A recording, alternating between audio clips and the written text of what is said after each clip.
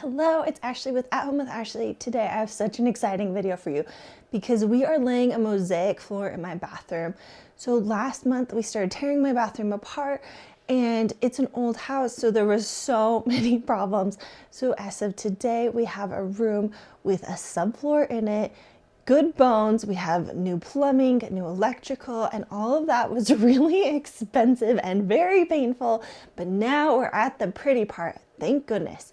So for the floor in here, I'm not just doing anything after all that work, I am doing the floor, which is a mosaic. And we started opening this and oh my gosh, the floor is gorgeous.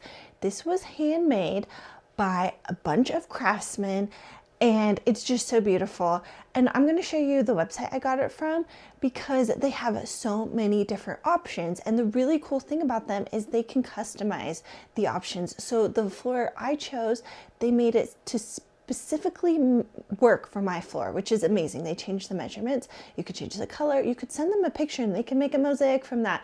It's insane. And then this will work on the floor or wall. You could do it on the backsplash. You can do it on a floor in a place that gets wet like a bathroom or a kitchen.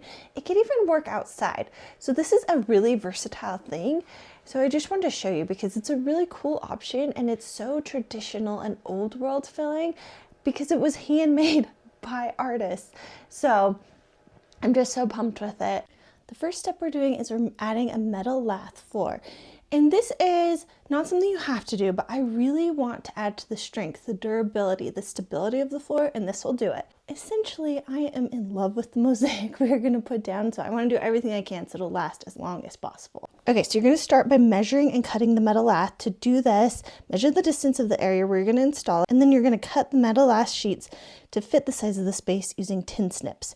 So I want to make sure you are wearing gloves during the installation because the metal lath can really cut up your hands.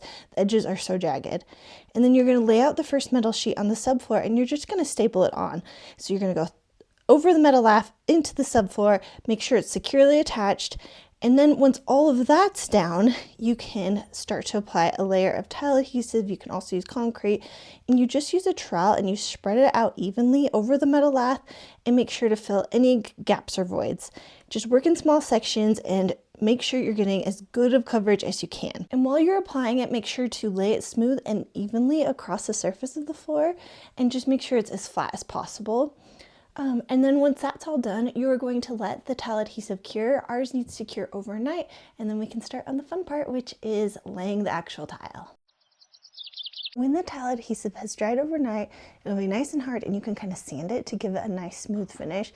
There were some ridges from our last step, so this just kind of cleans it all up and then vacuum that so you don't have any debris on the floor.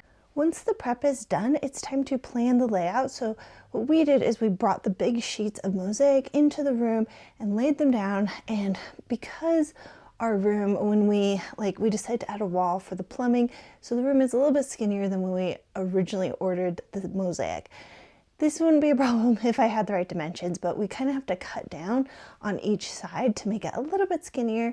And then when you go around obstacles like the hole for the toilet or the vent for the heating, you kind of have to cut around the mosaic.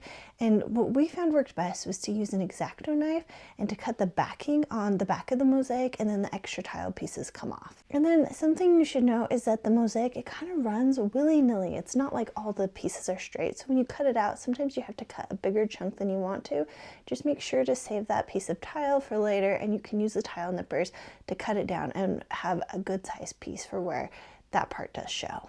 So once you're happy with the layout, you're going to take your tile up and you're going to lay the tile adhesive on the floor. So when you lay your tile adhesive, make sure to only dry however much you're going to need so it doesn't dry hard on the floor, which will be like cement.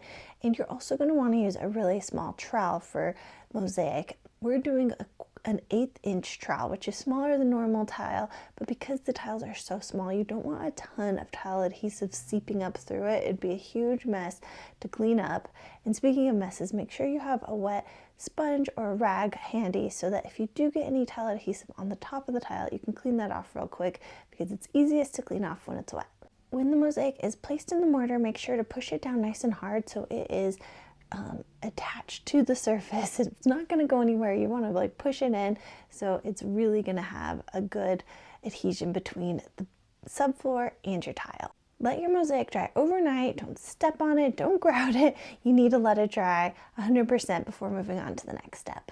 One tip I want to make sure I share is that when you are going to lay the tile mosaic on the back, there is a clear plastic cover on the backing, and that is to stabilize the tile. So it's good to have on, but right before you lay it, make sure to take it off. We forgot this with the second sheet, and we laid it down, and then we realized it was on. We pulled it up, we had to take it off, but there was tile adhesive all over it, so it was a huge mess. So that was a mistake we made, and I don't want you to make it, so make sure to take that off. So when we first dry fit the tiles together, we noticed they didn't like to push in very well together. And we noticed that the backing on them was perfectly straight while the tiles were zigzag. So what we did was we took a razor blade. It also worked well with scissors. I did both. I kind of like the scissors better. And you just cut out the excess backing that you can see, and that way when they go to push each other against each other, there's nothing stopping them from doing so, and that'll help it so that you don't see as much of a difference between the sheets when you lay them. And then I do want to say that we put in our tiles backwards. So the back wall of our old house is on an angle a little bit. So if we would have started with that, the whole floor would have kind of been on an angle. So we started from the front and worked to the back. It's better to work from the back, lay your first piece, and then you can stand on the floor, lay your second piece, and then you're not stepping on the tile. It's not ideal to step on the tile once the tile adhesive is in, unless it's dried for 24 hours. So work from the back of your room or from a corner and work out. Don't do what I did on this one, but it was kind of our only choice with the way our room is. So I stand by it, but most people shouldn't have to do this, so don't. It is the fourth and final day that we are working on the mosaic floor, and I am happy to see it come together today. So the first thing we need to do is when you move around the mosaic, little pieces fall out, especially on the edges. And so you have to go and find the holes and fill it in. So they give you a bunch of extra pieces of mosaic. If you do this step when the thin set is dry, you need to go through and scrape out the dried out thin set, because that changes the height of where the tile is going to go in, and so it'll poke out. So you got to scrape that out, and then all you have to do is find the right color for the stone that'll go there, and you use the tile nippers. Make sure you have safety goggles on, and just nip the tile into the right size.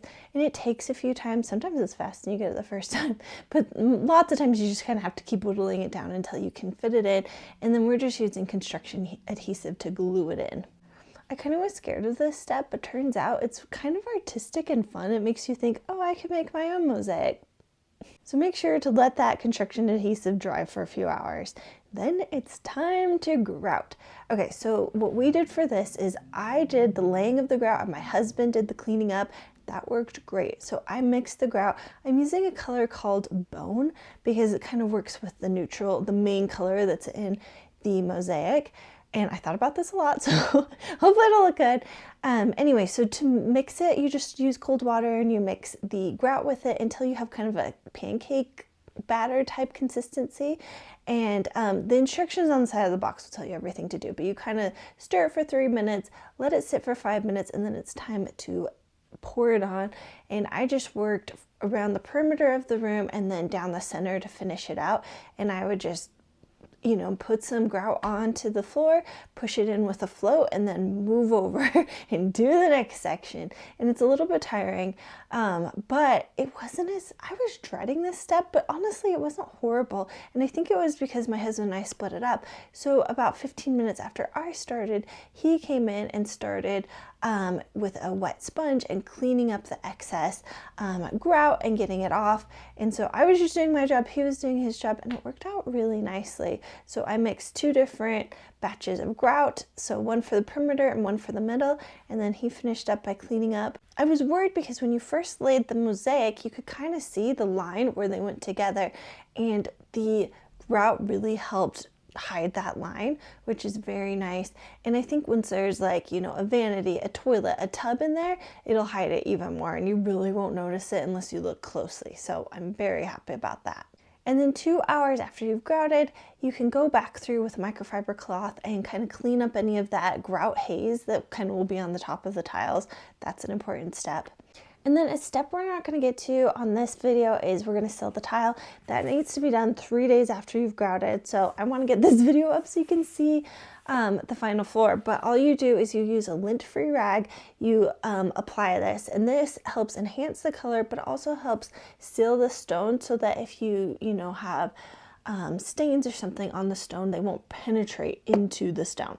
So I will definitely be using this. So even though we don't have the sealer on, I do want to show you the final floor.